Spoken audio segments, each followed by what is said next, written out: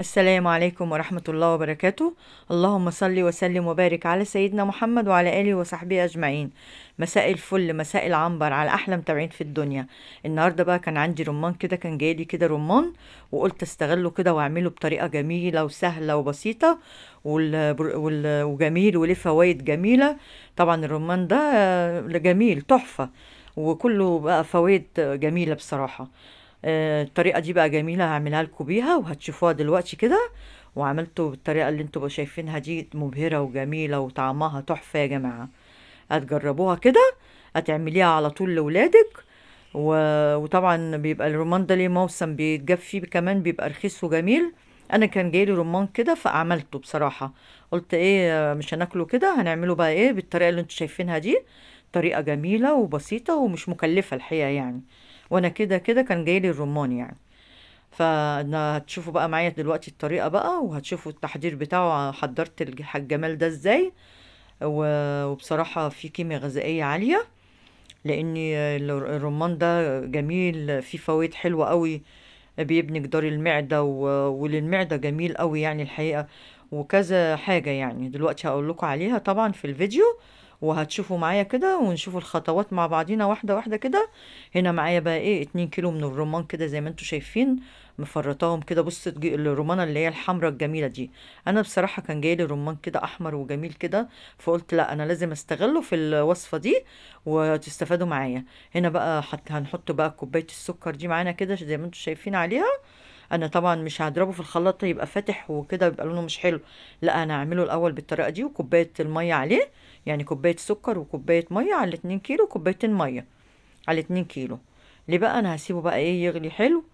وبعد ما حطيت الكوبايتين قلت لا خليهم الثلاث كوبايات، بحيث ايه انا كده كده هستغل الميه بتاعته يعني. فانا عشان كده زودت كوبايه كمان. بعد ما كنت هحط كوبايتين حطيت 3 كوبايات الميه وكوباية السكر. وهنسيبه بقى على النار بقى عشان عايزة اللون الأحمر الوردي ده، عارفين؟ يعني مش عايزة اللون بتاعه يبقى فاتح.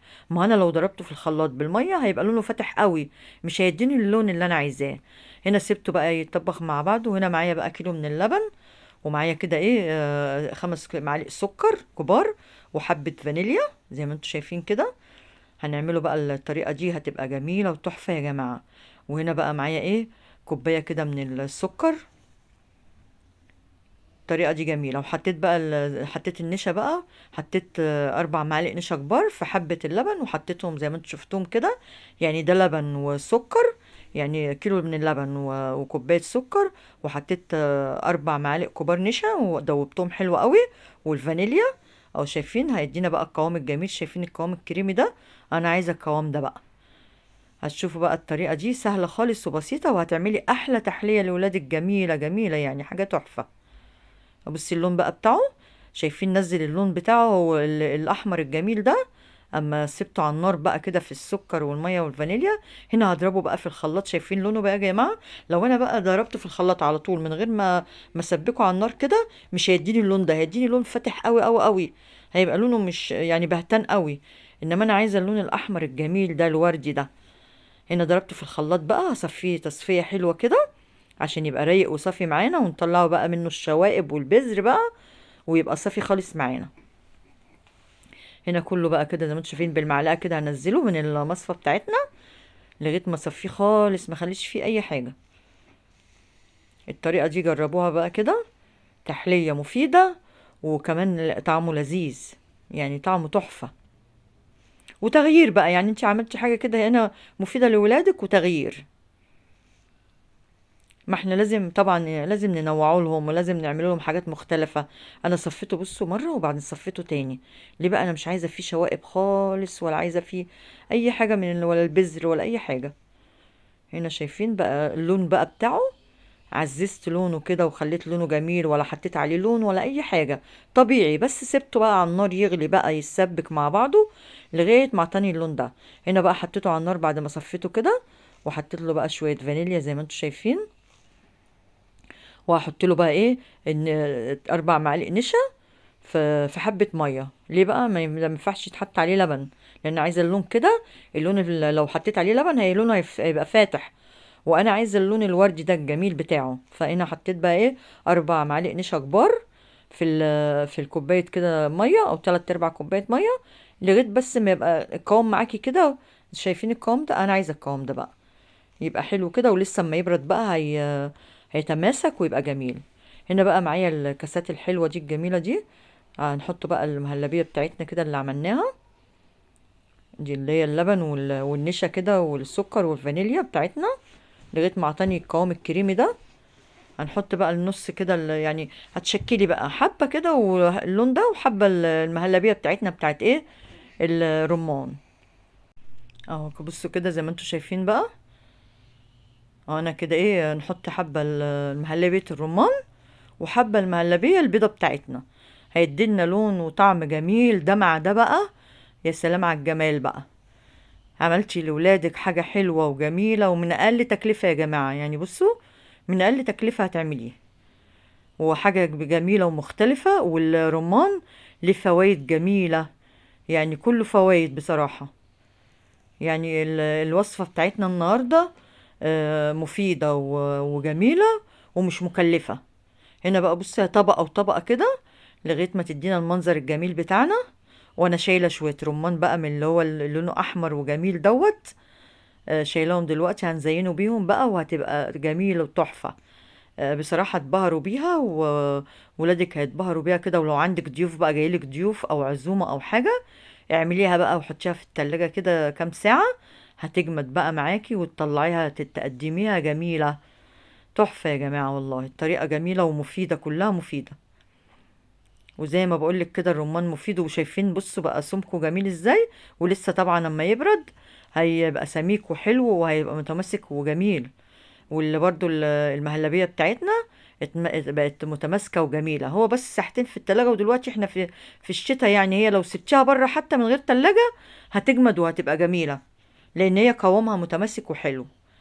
هنا بقى تحطي طبقة وطبقة، وهم طلعوا زيادة عن كده يعني انا دولت ال4 كاسات دول كبار، وانا عملت تاني كمان، يعني زودت كمان حاجات تانية معايا كوبايات وكده غير دول كمان، يعني هيعملوا معاكي كمية جميلة بصراحة.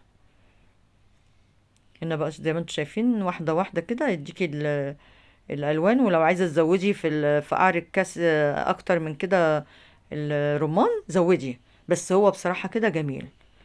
يعني المنظر هتشوفيه دلوقتي مبهر مبهر وطعم ومفيد. كفايه ان هو اللي هم اللي عندهم القولون وكده والمعده، فهو بيبني جدار المعده، يعني هو بيبني جدار المعده، وحلو للقولون قوي. يعني فيه فوائد جميله بصراحه. شايفين انا ابتديت بقى اعمل فوق الوش ايه، يعني نقطت كده بالنقط بسيطه كده عشان يديني شكل حلو. هنا بقى طبعا زي ما بقول لك كده في الشتاء ممكن ما تحطيش في التلاجة. هنا بقى بنزوقه بايه، بشويه الرمان اللي شلتهم، ما سبكتهمش في اللي انا عملتهم دول شلتهم لوحديهم على جنب. تزيني بيهم بقى كده، يبقى تبقى تحفه وحاجه بسيطه وسهله ومش مكلفه يا جماعه خالص. يعني انا زي ما بقول لك كده كان جايلي رمان، وقلت استغله في الوصفه دي بقى، لان انا بحب الرمان جدا. يعني الرمان ده عشان مفيد بحبه جدا يعني. بس الطريقه بقى جميله والطعم بقى اما تسبكيه كده طعمه جميل، عطاني طعم روح تحفه كده يا جماعه. اللي وصل معايا لغايه كده بقى ما يبخلش في اللايك بقى ويا جماعه، وربنا ما يحرمنيش منكم ابدا، ولا على اللايك بتاعكم، ولا على التعليق الكومنت الجميل اللي بيرفع من روحي المعنويه، ولا على الاشتراك الجميل زيكم. بصوا شايفين المنظر بقى تحفة يا جماعة. بصي لو قدمتيه بقى جالك ضيوف وقدمتيه كده، بصي حاجة روعة، حاجة مبهرة زي ما انت شايفة. ولو لولادك هيفرحوا بقى بالمنظر ده قوي، لان انت عملت لهم منظر جميل وحاجة مفيدة وحاجة تحفة. وطبعا دي المهلبية محدش بيكرهها ابدا، جميلة كده. عملت لهم صنف حلو تحفة يا جماعة. او زي ما انتوا شايفين كده المنظر بيعبر عن نفسه، مش محتاج انا اتكلم عنه خالص. شايفين؟ بقرب لكم الكاميرا. حاجة تحفة وجميلة من اقل امكانيات، يعني من حبة الرمان والمهلبية، وعملنا احلى حاجة، احلى تحلية. تغيير بقى عن ايه، عن التحلية اللي بنعملوها على طول دي. يعني حبيت اعمل حاجة جديدة كده، وحاجة ايه مختلفة عن اللي انا بعملها على طول. ما انا مش هفضل ماشية على حاجة واحدة. ان شاء الله لو عجبكم الفيديو كده اكتبوا لي الكومنت الحلو، وقولوا لي ايه رأيكم في الجمال ده. وبشكركم جدا على حسن المتابعة.